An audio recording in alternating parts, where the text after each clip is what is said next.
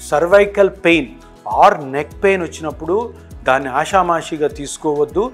తప్పకుండా మీరు ఆ నొప్పికి గల కారణాన్ని కరెక్ట్గా కనుక్కొని దాని కరెక్ట్ అయిన డాక్టర్ దగ్గరికి వెళ్ళి పెద్ద పెద్ద ఆపరేషన్స్ లేకుండా ఒకవేళ వీలైతే చిన్న చిన్న ట్రీట్మెంట్స్తోనే మీరు బయటపడాలి. దీనికి ఆ పార్ట్ ఏదైతే డ్యామేజ్ అయిందో అక్కడికి పోయి చిన్న ఇంజెక్షన్తో ట్రీట్మెంట్ చేసే ఏకైక విధానము plasma therapy are PRP therapy.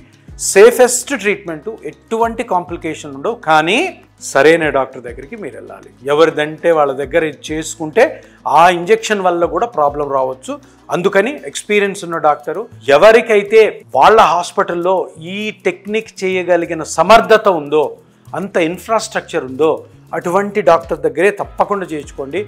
Plasma థెరపీని మీరు ఎవరంటే వాళ్ళ దగ్గర చేసుకోవడం ద్వారా మీకు నష్టం జరగడం తథ్యం. అందుకని చేసుకున్నప్పుడు ఆ డాక్టర్కి ఎక్స్పీరియన్స్ ఎంత ఉంది, ఆ డాక్టర్ ఎవరు, ఆ డాక్టర్తో మాట్లాడిన తర్వాత ఆ డాక్టర్ మాట్లాడిన మాటలకి మీకు నమ్మకం కలిగితేనే ఈ ట్రీట్మెంట్ తీసుకోండి. సర్వైకల్ నెక్ పెయిన్ చాలా చాలా ఇంపార్టెంట్. దీని మీద ఎవరినంటే వాళ్ళని ప్రొసీజర్స్ చేయించే అర్హత మీరు ఇవ్వద్దు. మీకు ఎటువంటి నెక్ పెయిన్ ఉన్నా కానీ నన్ను సంప్రదించండి.